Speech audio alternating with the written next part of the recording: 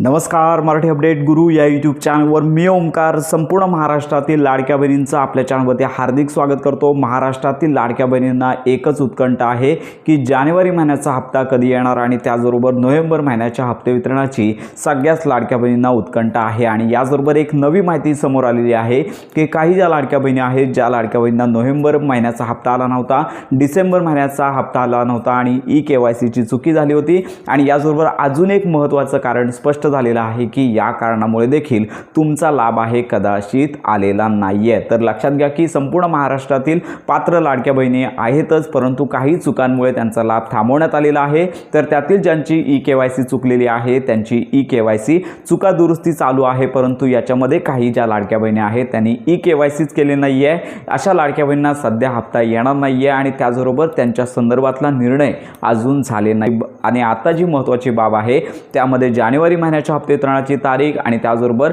हप्ता न येण्याचं एक महत्त्वाचं कारण म्हणजेच की ज्यावेळी लाडकी बहीण योजनेअंतर्गत मुख्यमंत्री माझी लाडकी बहीण योजनेअंतर्गत ऑनलाईन फॉर्म नोंदणी झाली, तर याच्यामध्ये जेंडर आहे तर त्याच्यामध्ये मेल आणि फिमेल, तर याच्यामध्ये काहीशा लाडक्या बहिणींचं जे जेंडर आहे तर त्या फॉर्ममध्ये चुकलेलं आहे। लाडक्या बहिणींची यामध्ये काही चुकी नाही आहे। CSC केंद्र असतील किंवा कम्प्युटर ज्यांनी ऑनलाईन ऑपरेटरनी फॉर्म भरलेला आहे यांच्याकडून कदाचित चुका झालेल्या आहेत, तर संबंधित महिला बाल विकास विभाग आहे तर यांच्या निदर्शनास आलेला आहे।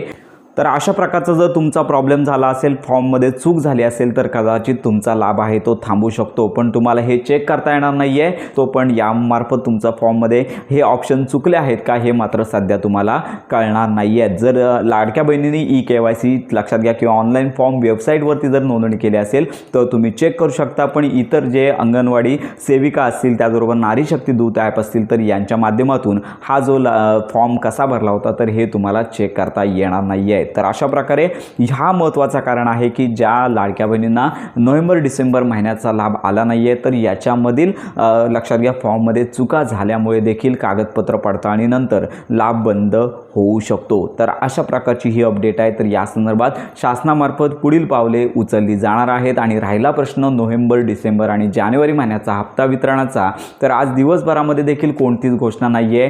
प्रेस कॉन्फरन्स असेल किंवा मुख्यमंत्री असतील उपमुख्यमंत्री असतील तर यांची लक्षात घ्या कोणत्याही प्रकारची लाडक्या बहिणींना हप्ते वितरणाची प्रेस कॉन्फरन्स झाले नाही आहे। आज दिवसभरामध्ये हप्ते वितरणाचा GR येणं अपेक्षित होतं, परंतु तो देखील GR आलेला नाही आहे। आणि साधारणतः लक्षात घ्या की लाडक्या बहिणींना प्रतीक्षा करायची आहे। सर्वप्रथम GR येईल आणि मंत्री आदित्य तटकरे यांची घोषणा आणि त्यानंतरच हप्ते वितरण होणार आहे। आपण या संदर्भात माहिती घेतच आहोत। सर्वप्रथम लाडक्या बहिणी ज्या आहेत तर संपूर्ण महाराष्ट्रातील ज्या लाडक्या बहिणी पात्र आहेत आणि ज्यांनी KYC दुरुस्ती केलेली आहे, ज्यांना जानेवारी महिन्याचा हप्ता आलेला आहे, अशा लाडक्या बहिणींना सर्वप्रथम जानेवारी महिन्याचा हप्ता वितरित होईल आणि त्याच्यानंतरच राहिलेल्या हप्ते वितरणाची घोषणा होणार आहे। तर हीच आताची अपडेट आहे।